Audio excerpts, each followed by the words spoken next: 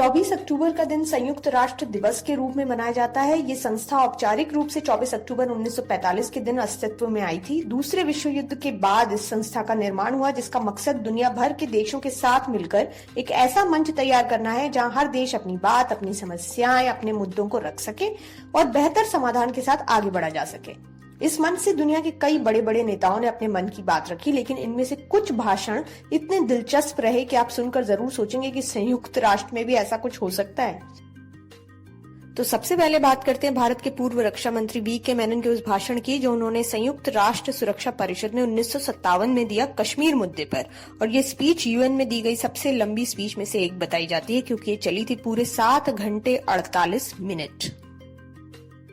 अपनी स्पीच में मेनन, जो उस वक्त संयुक्त राष्ट्र में भारत के प्रतिनिधि थे, उन्होंने कश्मीर को लेकर भारत के पक्ष को रखा और तब तक रखा जब तक कि वो बेहोश नहीं हो गए।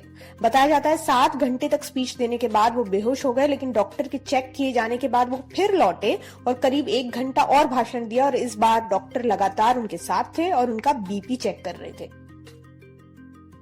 अब बात करते हैं वेनेजुएला के पूर्व राष्ट्रपति ह्यूगो चावेज की, जिनका संयुक्त राष्ट्र में दिया गया भाषण काफी यादगार रहा। और हो भी क्यों ना, चावेज ने स्पीच में क्या क्या नहीं बोला और क्या क्या नहीं किया।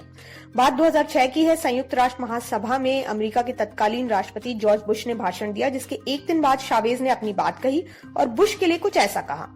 कल यहाँ एक राक्षस आया था। हाँ, कल वो राक्षस ठीक इसी जगह पर था। उसकी जली कटी बातों की बू अब भी यहाँ है। जी हाँ, कल यहाँ अमेरिका के राष्ट्रपति थे, जिन्हें मैं राक्षस कहता हूँ, और वहां ऐसे बात करके गए मानो वो पूरी दुनिया के मालिक हैं। उन्होंने कल क्या कहा उसका आकलन करने के लिए एक मनोवैज्ञानिक को बुलाना पड़ेगा। बुश की कड़ी आलोचना अपने स्टाइल में करने के 3 साल बाद चावेज फिर इसी मंच पर लौटे और तब तक अमेरिका की कमान बराक ओबामा ने संभाल ली थी।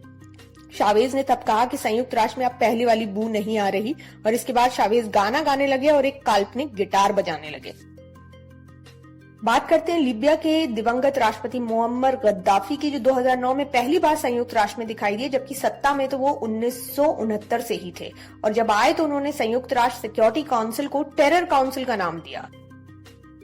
5 परमानेंट सदस्यों की इस काउंसिल के लिए गद्दाफी ने कहा कि सुरक्षा परिषद सामंतवादी नीतियों पर चलती है और यहाँ के स्थायी सदस्य इसका इस्तेमाल अपने बचाव और हमारे खिलाफ करते हैं। इसे तो आतंक परिषद कहना चाहिए, जहाँ सिक्योरिटी काउंसिल का इस्तेमाल ये देश तभी करते हैं जब इन्हें जरूरत महसूस होती है। अगर इन्हें जरूरत नहीं होती तो वो इसे इग्नोर करते हैं। अगर इन्हें अपने स्वार्थ सिद्ध करने होते हैं तो ये संयुक्त राष्ट्र का सम्मान करते हैं, गरीब देशों के खिलाफ इसे यूज करते हैं, वरना ऐसे करते हैं मानो संयुक्त राष्ट्र राजपत्र जैसा कुछ है ही नहीं। गद्दाफी का यह भाषण हेडलाइन बन गया और सालों बाद पहली बार संयुक्त राष्ट्र पहुंचे गद्दाफी ने तहलका मचा दिया। बात करते हैं 1960 की, जब सोवियत यूनियन हुआ करता था और उसके प्रमुख निकिता क्रुश्चेव ने 1960 में संयुक्त राष्ट्र में स्पीच दी। उस वक्त सोवियत यूनियन और अमेरिका के बीच कोल्ड वॉर चल रहा था। इस स्पीच में ड्रामा तब जुड़ा जब निकिता ने अपना एक जूता निकाला और उसे टेबल पर पटकने लगे।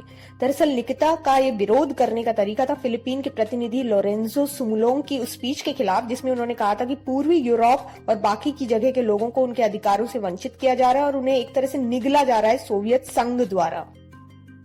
निकिता को ये बात इतनी बुरी लगी कि उन्होंने स्पीच के जवाब में अपना जूता निकालकर टेबल पर पटका और लॉरेंस को अमेरिका का चमचा बताया।